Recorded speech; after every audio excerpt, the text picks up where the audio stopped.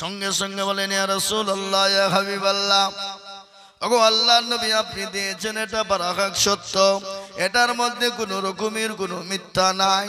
কেন গো নবী,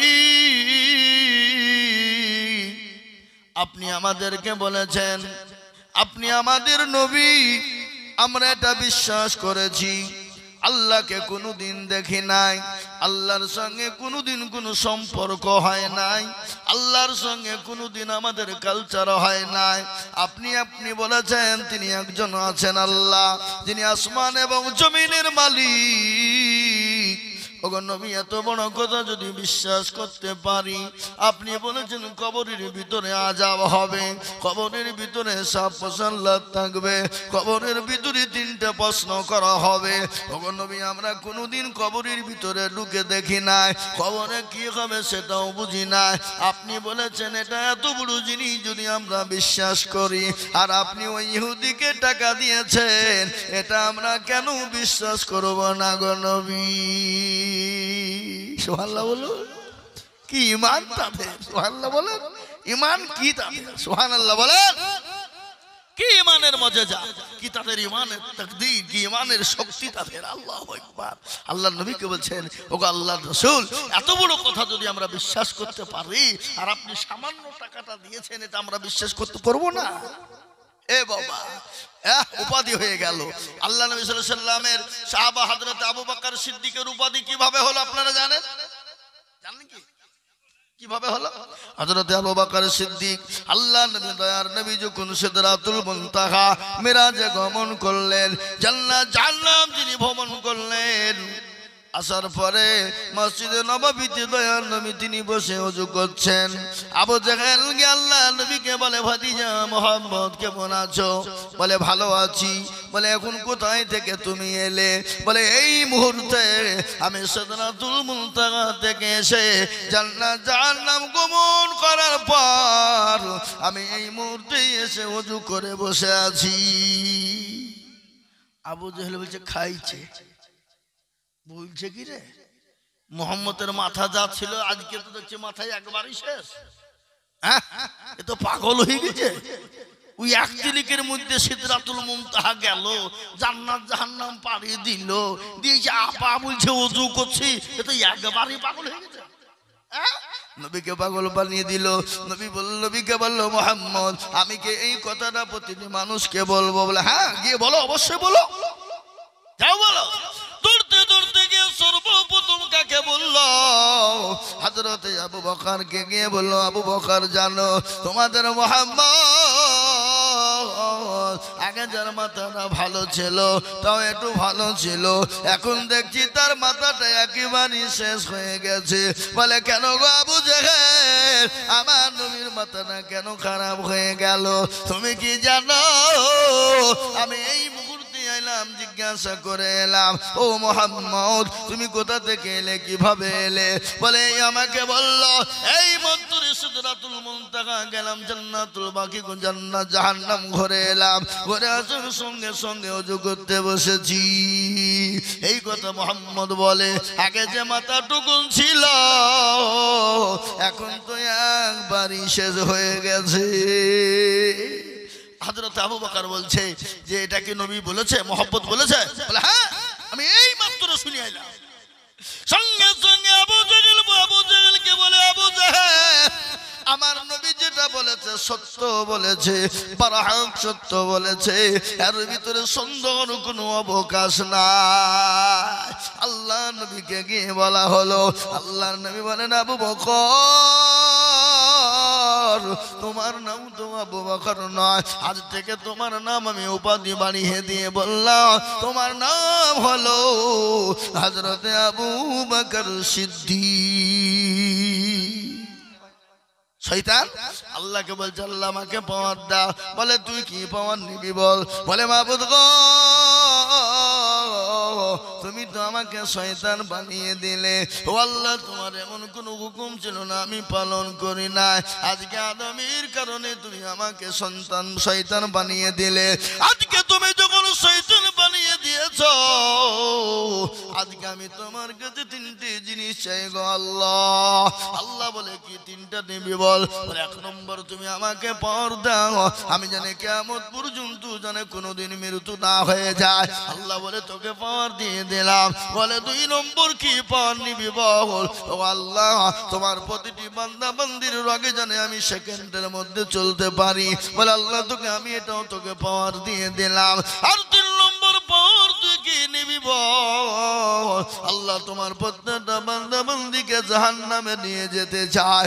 আল্লাহ বলে এটাও দিয়ে দিলাম, কিন্তু আমি আল্লাহ কত বড় দয়ালু তুই একটু দেখবি না। বলে কত বড় বলো? বলে ওরে ও শয়তান, আমার বান্দা যদি 100 বছর বেঁচে যায়, 99 বছর যদি গুনাহ করে ফেলে, এক বছর যদি 11 মাস গুনাহ হয়ে যায়, থাকে ক মাস? 1 মাসের মধ্যে যদি 29 দিন গুনাহ হয়ে যায়, থাকে কয় দিন? একদিন। একদিনের মধ্যে যদি আপনার 23 ঘন্টা গুনাহ হয়ে যায়, থাকে ক ঘন্টা বাবা? জোরে বলুন ক ঘন্টা? এই হিসাব জানো নাকি? 1 ঘন্টা। আল্লাহকে বলে বাবু আর কোনদিন অন্যায় ত্রুটি করব না, ভুল কোনদিন করব না। ইয়া আইয়ুহাল্লাযীনা আমানু তুবু ইলাল্লাহি তাওবাতান নাসুহা। মাবুদ গো আমি তওবা করে নিলাম, তওবায়ে নাসুহা। আর জীবনও কোনদিন করব না। চোখের গরম পানি যদি বান্দা এক ফোঁটা যদি আল্লাহর দরবারে ফেলে দেয়, আল্লাহ বলে বান্দা রে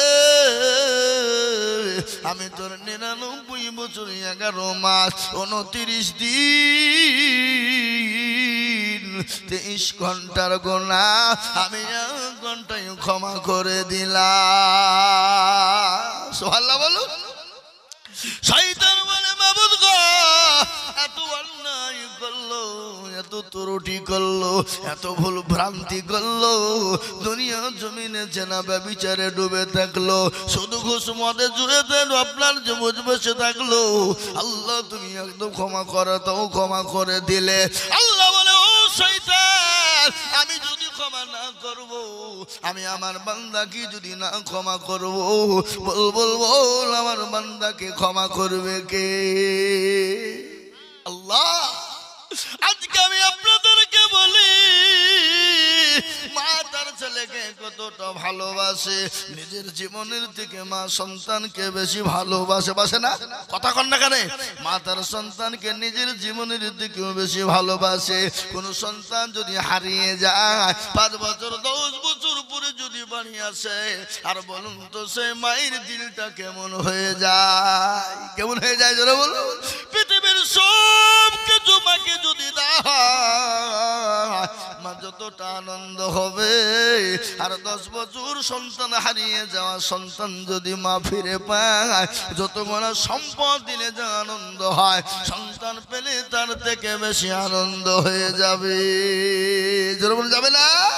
কিন্তু আমার আল্লাহ বললেন বান্দারে আমি সামান্য কিঞ্চিত ভালোবাসা দিলাম, এই ভালোবাসার জন্য যদি তোর মা দুনিয়ার সব কিছু তোর জন্য ত্যাগ করতে পারে, আমি যে তোর আল্লাহ, আমি যে তোর রব, আমি যে তোর প্রভু, আমি যে তোর আল্লাহ, ওরে বান্দা আমাকে কেন তুই চিনতে পারলি না?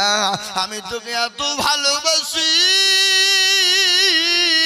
এত ভালোবাসি, ওরে বান্দা আমার কাছে চোখের পানি এক ফোঁটা ফেলে দিতে দেরি, আমি আল্লাহ তোর সমস্ত জীবনের গুনাহকে ক্ষমা করে দিতে দেরি করি না। সুবহানাল্লাহ বলো। সে আল্লাহকে আমরা চিনি? যদি সে আল্লাহকে চিনতাম, আজকে বলুন তো মুসলমানদের দুর্দিন না সুদিন? কথা কন না কেন? আজকে মুসলমানদের এত দুর্দিন রে বাবা, এত দুর্দিন, বিগত এত দুর্দিন মুসলমানদের কিন্তু ছিল না। আজকে বলে মুসলমানদেরকে দেশ থেকে তাড়িয়ে দাও, মুসলমানদের মাদ্রাসা মসজিদ মসজিদ গুলাকে ভেঙে দাও, মুসলমানদের মাদ্রাসা মসজিদ গুলাকে বন্ধ করে দাও। আপনারা ঘটনা জানেন, মাদ্রাসা বন্ধ করে দেওয়ার জন্য ভারতবর্ষের জমিনে কয়েকটা রাজ্যে বাবা হাইকোর্টে বিচার করা হয়েছিল। বলে ভারতবর্ষের জমিনে কোনো মাদ্রাসা থাকবে না, বন্ধ করে দাও। বন্ধ করে দেওয়ার জন্য তারা কেস ঠুকেছিল। কিন্তু আল্লাহ এদিনকে কায়েম রাখবে, কোরআনের তালিমকে জারি রাখবে। ও মুসলমান গো, তারা এটা জানে যদি মাদ্রাসা বন্ধ হয়ে যায় মুসলমানদের কোরআন পড়া বন্ধ হয়ে যাবে। তারা চক করে কোরআন পড়া বন্ধ করার জন্য চেয়েছিল। কিন্তু মুসলমান গো, এই 25শে অক্টোবর চলে গেল। এই 2524 সালের 25শে অক্টোবরে বাবা সুপ্রিম কোর্ট রায় দিয়ে বলল, ও মুসলমানেরা শোনো, ও বিশ্বের মানুষ শোনো, ভারতবর্ষের সমস্ত জাতি ধর্ম বর্ণ নির্বিশেষে শোনো, পৃথিবীর কারো কোনো ক্ষমতা নাই মাদ্রাসা বন্ধ করে দিতে পারে। মাদ্রাসা হলো বৈধ, পৃথিবীর কারো ক্ষমতা নাই মাদ্রাসা বন্ধ করে দেয়। সুতরাং মাদ্রাসা বন্ধ করা যাবে না। এই দেখেন 25শে অক্টোবর দিল্লির সুপ্রিম কোর্ট তাই রায় দিয়েছে। আলহামদুলিল্লাহ বলবেন না? না বাড়িতে গিয়ে বলবেন নাকি? এ বাবা, কত বড় খুশির সম্মান আমাদের দেশের যুবকেরা, শুনে নাও যুবকরা, আজকে মনে মনে করো রাত্রি 12টা 1টা পর্যন্ত মোবাইলে গেম খেলো, ফ্রি ফায়ার খেলো রে যুবক। যতক্ষণ পর্যন্ত মোবাইল নামের গজবটা তোমার কাছ থেকে না সরাবা, ও যুবক তুমি তো শান্তি পাবা না। তোমাকে দুনিয়াতে শান্তি দিবে না, তুমি দুনিয়াতে আরাম শান্তি আয়েশ পাবা না রে যুবক। এই মোবাইল নামের গজবে তোমাকে আমাকে ধ্বংস করে দিল। এই মোবাইলের কারণে স্বামীর সঙ্গে বিবির মিল নাই, বিবির সঙ্গে স্বামীর মিল নাই। ঠিক না বেটি জোরে বলুন? আপনাদের দেশে নাই নাকি? এটা সদা এ বাবা, স্বামী প্রবাসে কাজ করে, রাত পর রাত কাজ করে, দিনের পর দিন কাজ করে। এমনও স্বামী আছে রাতকে রাত মনে করে না, ওভার টাইম পর্যন্ত খাটে। সপ্তাহের মাসের শেষে যতগুলা টাকা হয় সমস্ত টাকা গলা বিবি বংশের জন্য, ছেলে মেয়ের জন্য মায়ার কারণে সেই স্বামী বছরের পর বছর থাকে আর টাকা পাঠিয়ে দেয়, আর ওই টাকা নিয়ে বিবি পাইতারা করে। এরকম বিবি আছে না নাই? আপনাদের দেশে নাই নাকি? আচ্ছা, ও আল্লাহ, এখন দেখছি বাপ আইভো মেয়েদের থেকে 2 ছেলের মারা পালাছে বেশি। কথা কই না? হ্যাঁ, কেন? এরা তো লাইসেন্স প্রাপ্ত, আর যারা এখনো লাইসেন্স পাই নাই তারা যাতে ভয় করছে কি করতে কি হয়ে যাবে নাকি রে, কি করতে কি হবে নাকি রে, কি হবে নাকি রে। বাবা কেন ওদের ভয় আছে? আর এই মালে তোর তো ভয় নাই, তো লাইসেন্স প্রাপ্ত মাল। কি বুঝলে? স্বামী যদি বাড়িতে আসে ওকে 3 দিনও থাকতে দেয় না। তাড়াতাড়ি যাও, ঘরটা প্লাস্টার করতে হবে, পায়খানাতে টাইল ফাইল বসাইতে হবে। কিন্তু মালের যে প্রেম করতে অসুবিধা হয়ে যেতে, পরকীয়া করতে, ওর জন্য ভাবছে না ওটা। কি বুঝলে? স্বামীকে দাঁড়িয়ে দিচ্ছে। স্বামী বুঝে ও করছো কেন গো? 3 দিন হলো রুম দেখাত মাস থাকি।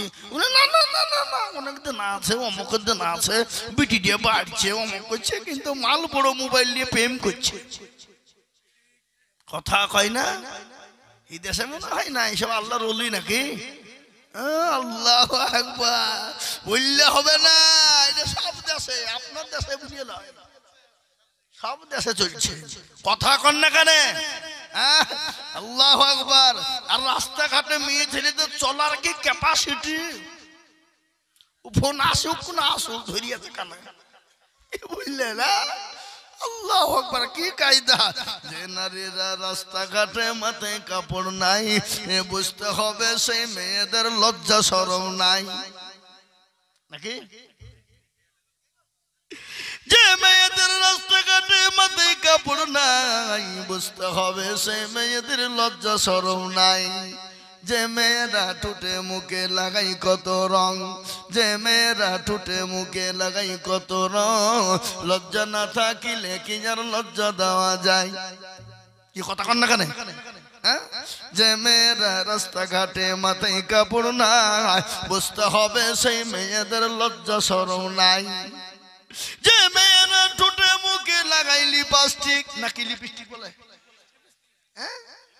যে মেয়েরা ঠোঁটে মুখে লাগাই লিপস্টিক, বুঝতে হবে সেই মেয়েদের লজ্জা শরম নাই।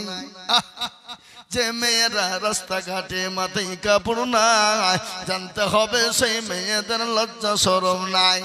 যে মেয়েরা বাজারেতে বডিও দেখায়, যে মেয়েরা রাস্তাঘাটে শরীরও দেখায়, লজ্জা না থাকিলে কি আর লজ্জা দেওয়া যায়? এ বাবা কথা কন না কেন? আজকে কিছু কিছু মেয়ে আছে, ওদেরকে লজ্জা দিলেও কোনো ব্যাপার নাই, ওরা মনে হচ্ছে এটা রুমাল গায়ে মুছে নেয়। কি বুঝলেন? রুমালের মতন করিয়ে পোটা মুছে না দিয়ে বড় লোকেরা, আর গরিবরা আর বড় লোকরা সাহেবরা রুমাল দিয়ে এরকম করে মুছে নিয়ে পোটা নিয়ে পকেটে ঘুরিয়ে বেড়ায়। প্রফেসররা কি বুঝেন আপনারা বলেন? এ মুসলমান, আল্লাহওয়ালা দিনওয়ালা ইমানওয়ালা কলমাওয়ালা শুনেলেন, আমি আপনাদেরকে বলি মা গো, ও মা, তোমাদের বায়ান আজকে আমি শোনাবো। আল্লাহর জান্নাত তোমাদের জন্য অতি সহজ গো মা। তোমাদের এত মর্যাদা, এত তোমাদের দাম, এত তোমাদের দাম। আমার আল্লাহ নবী বলেছে, পৃথিবীর জমিনে মেয়েদের এত দাম, যত এত দাম, এরকম দাম পৃথিবীর কারো কিন্তু নাই রে বাবা। ও মা গো, তোমরা হলে নবীদের মা, তোমরা হলো সাহাবাদের মা, তোমরা হলো ওলিয়া উলিয়ার মা, তোমরা হলো কাজা মঈনুদ্দিন মা, তোমরা হলো আব্দুল কাদের জেলানির মা, তোমরা হলো হাফেজ কারি মৌলভী মুহাদ্দিসের মা, তোমরা হলো প্রধানমন্ত্রী এমএলএ এমপির প্রধানমন্ত্রীর মা। ও মা গো, তোমাদের এত মর্যাদা, এত দাম, এত দাম, এত দাম গো মা। খবরদার তোমরা বেইজ্জতি হইও না, খবরদার তোমাদের সম্মানটাকে নষ্ট করে দিও না। ও মা, আজকে যদি তোমরা দুনিয়ার জমিনে না থাকতে, নবী দুনিয়ার জমিনে তৈরি হতো না, যখন সাহাবা তৈরি হতো না, আলেম ওলামা তৈরি হতো না, বক্তা শ্রোতা তৈরি হতো না, প্রধানমন্ত্রী এমএলএ এমপি তৈরি হতো না। ও মা গো, আমি তোমাদেরকে বলবো মা, ও জননী, দুনিয়া থেকে চলে যেতে হবে রে মা। কখন কোন টাইমে চলে যাব, কখন কোন টাইমে মৃত্যু হয়ে যাবে তোমরা জানো না। খবর বড় কঠিন, খবর বড় ভয়ানক রে বাবা। আল্লাহ নবীর বিবি মা খাদিজাতুল কুবরা রাদিয়াল্লাহু তাআলা আনহার কথা তো আমার মনে হয়ে গেল। আল্লাহ নবী তিনি বাণীতে নাল কালেমা দাওয়াত নিয়ে মানুষের দুয়ারে দুয়ারে, দয়ার নবী বিশ্ব নবী রাহমাতুল লিল আলামিন কলমা দাওয়াত নিয়ে মানুষের দরজায় পৌঁছে যায়। 3 দিন পরে তিনি বাড়িতে আসলেন, আসার পরে নবী আমার মা খাদিজাকে সালাম দিয়ে দিলেন। এ বাবা, বিবিকে সালাম দেওয়া যায় না, যাবে না? আপনারা দেন তো নাকি? কারা কারা দেখবে হাত তোলেন দেখিনি। এতে 4-5 জন চাচা তুলল মুরব্বী। বিবিকে সালাম দেবেন, মহব্বতের সাথে দেবেন। দেখবেন স্বামী স্ত্রীর মহব্বত আল্লাহর বড় নিয়ামত। কি নিয়ামত? বিবির সঙ্গে আদর করবেন, যত্ন করবেন, বিবিকে মহব্বত করবেন, বিবিকে ভালোবাসা দিবেন। কোনো লজ্জা নাই, কোনো রকমের কিন্তু কোনো ভয় নাই, আছে? আর পরের কাছে গেলে দেখে ফেলবে নাকি রে, মান সম্মান যাবে নাকি রে, কথা কন না কেন? এ বাবা দরদি মুসলমান, তাই আমি আপনাদেরকে বলবো বাবা, স্বামী স্ত্রীর মহব্বত আল্লাহর বড় নিয়ামত। বিশ্ব নবী বিবি খাদিজাকে সালাম দিলেন। মা খাদিজাতুল কুবরা সঙ্গে সঙ্গে কারেন্টের মতন আপনার জং ফিরিয়ে দিয়ে দরজাখানা খুলে দিলেন। সুবহানাল্লাহ বলুন। বিশ্ব নবী বলেন, খাদিজা, আমি তো খুশি হয়ে গেল। আল্লাহর নবী বললেন, খাদিজা এত খুশি হয়েছি যে ভাষা দিয়ে আমি তোমাকে বোঝাইতে পারবো না। এই বাবজি, এই মুরব্বি, বসেন বসেন, মানজা লাগছে, স্টেজে আসেন, তাহলে চেয়ারে বসেন। মুসলমান গো, শুনলেন ঘটনা? আল্লাহ নবীর বিবি মা খাদিজার দিকে নবীজি নজর করলেন। মা খাদিজা চোখ দিয়ে বয়ে বয়ে বয়ে বয়ে বয়ে দড় দড় করে পানি ঝরে যায়। মা খাদিজা রাদিয়াল্লাহু তাআলা আনহার চোখ দিয়ে পানি ঝরে যায়। বিশ্ব নবী বলেন, খাদিজা তুমি কান্না করো কেন? তোমার চোখে পানি কেন? ও খাদিজা, কি হয়েছে? তোমার শাড়িটা পুরনো হয়ে গেছে, তোমার পরনের কাপড়টা পুরনো হয়ে গেছে, ছিঁড়ে গেছে, সেলাই করার মতন কোনো জায়গা নাই, এই জন্যই তুমি কান্না করো রে খাদিজা। খাদিজা বলেন, নবী গো, আমি তোর জন্যই তো কান্না করি নাই। বলে, কেন কান্না করো? বলে, নবী গো, আমি কেন কান্না করি জানেন? বিশ্ব নবী বলেন, খাদিজা তোমার বাড়িতে তো বাজার নাই, কোনো খাবার নাই, এই জন্য কান্না করো। মা খাদিজা বললেন, ইয়া রাসূলুল্লাহ, ও আল্লাহর হাবিব, খোদার কসম করে বলে আমি আমার শাড়ি ছিঁড়ে গেছে তার জন্য কান্না করি না, আমার বাড়িতে 3 দিনের কোনো খাবার নাই তার জন্য কান্না করি না। ও নবী, আমি 40 মণ স্বর্ণ কেন আপনার হাতে তুলে দিয়েছিলাম, গাড়ি বাড়ি সম্পদ তুলে দিয়েছিলাম, আমি কোনোদিন আপনাকে কোনোদিন জিজ্ঞাসাও করি না আপনি ইসলামের জন্য খরচ করেছেন গো নবী, কিন্তু আজকে কান্না করে কেন আপনি জানেন? বলে, কেন রে খাদিজা, কি কারণে কান্না করো তুমি বলবা? বলে, নবী গো, আমি একই বসে ভাবলাম কবর যে বড় কঠিন, কবর বড় ভয়ঙ্কর, কবর বড় ভয়ানক। ও আল্লাহ নবী, যে কবরে কোনো সাথী পাওয়া যাবে না, যে কবরে কোনো বন্ধু পাওয়া যাবে না, যে কবরে কোনো রকমের বন্ধু খোঁজা যাবে না, যে কবরের ভিতরে লাইট থাকবে না, আলো থাকবে না, যে কবরের ভিতরে বালিশ কেতা কিছুই থাকবে না, যে কবরের ভিতরে কোনো সাথীকে পাবো না, কোনো বান্ধবী পাবো না। নবী গো,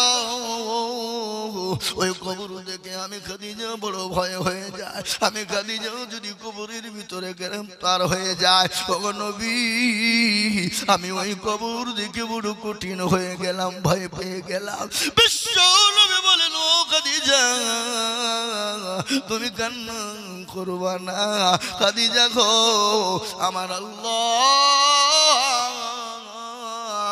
আমার 2 জন বিবিকে, আমার আল্লাহ আমার 2 জন বিবিকে তোমার জন্য ওই কবরের ভিতরে পাহারাদার করে দেবে। সুবহানাল্লাহ বলবেন না? এ মুসলমান, বিশ্ব নবীর বিবি খাদিজা চুপ হয়ে গেল। কেন চুপ হয়ে গেল জানেন তো আপনারা? না না, এর জন্য নাই, সুসংবাদের জন্য নাই বাবা। এরকম সংবাদ যদি আমাদের বিবিদেরকে দেওয়া হতো, এ জীবনও আল্লাহ বলে রাখতো না। কি বুঝছেন আপনারা বলুন? কথা কয়নি, এমনি তো নামাজ পড়ে না। হ্যাঁ, আপনারা তো পড়ে নাকি?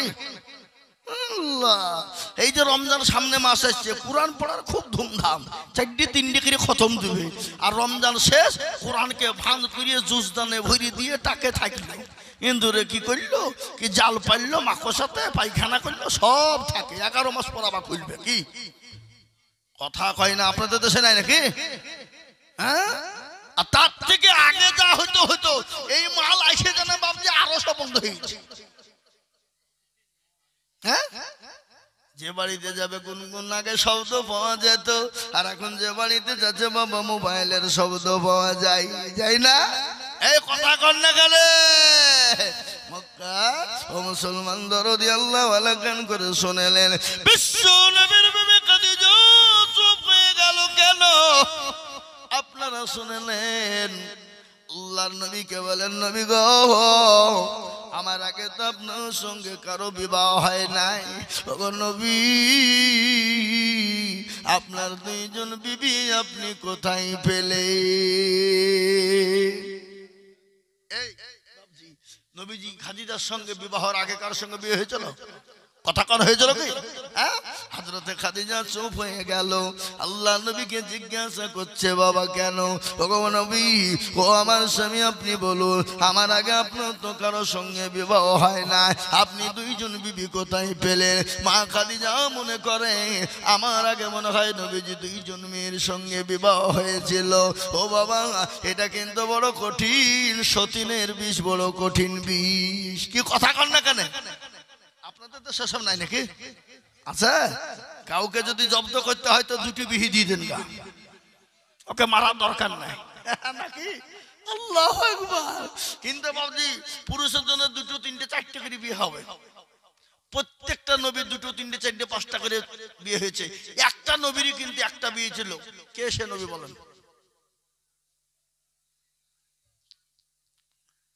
সব নবী তিনটে চারটে দুটো করে বিয়ে হয়েছে, কিন্তু একটা নবীর খালি একটা বিয়ে হয়েছে। কে সে নবী? কে বললেন? গুড অ্যানসার, দারুণ দারুণ, ভেরি গুড। হযরতে আদম আলাইহিস সালামের একটাই বিবি, কিন্তু আরো বিয়ে করা দু তিনটে ছিল অনুমতি, কিন্তু মেয়ে তো নাই, তো বিয়ে করবে কি করে? মেয়ে তো নাই, বিয়ে করবে কোথা থেকে? নাকি বুঝেন আপনারা বলুন? হ্যাঁ, আল্লাহু আকবার। ও মুসলমান দরদি আমার ভাইয়েরা, কিন্তু এই জামানায় যদি কাউকে জব্দ করবো মনে করে, মারিয়ে দরকার নাই, মারিয়ে ফেলা দরকার নাই, জব্দ করতে হলে দুটো বদি দিতে হবে। যা তো মরগা, যা বইয়ে চালাতে মরে যাবে। কি বুঝলেন? বুঝতে পারলেন না? এখন একটারই যা অত্যাচার, দুটো হলে তো আরো অত্যাচার বাড়বে। কিন্তু দুটো বিয়ে করা ভালো। কেন? একজনে যদি রাগ দেখায়, তবে যদি বেশি পাইতারা করে হিন্দু ওর কাছে চলে যাবো। ও যদি কায়দা করে বলে বেশি কায়দা করবে, তো তার একটা আছে নাকি? বুঝলে? তাহলে দুটি জব্দ থাকবে নাকি? নাকি বুঝেন আপনারা?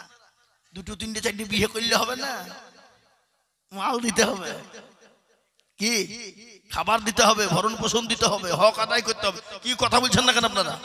হ্যাঁ, অত সহজ নয়। কিন্তু বাবু দেখবেন সতীনের বিষ বড় বিষ। কোন সতীন যদি বাইচান মরিয়ে যায়, তো মনে মনে বলবে সতীন মরল, ভালোই হইলো, দুখান কথা আমারও হইলো। নাকি বুঝেন আপনারা? বলুন, বলে না? এটা যে আনন্দের কান্না বাবা। সতীন মরল, ভালোই হইলো, দুখান কথা আমার হলো, এটা হলো আনন্দের কান্দা। আর সব থেকে পৃথিবীর জমিনে তিতো কি বলেন তো বাবা? কি তিতো? কালো কোকিল কালো, কালো মাথার কে, তার চাহিতে বেশি কালো মনের হিংসালে। নিমতিতা নিমতা তিতা আরো তিতা খর, নিমতিতা নিমতা তিতা আরো তিতা খর,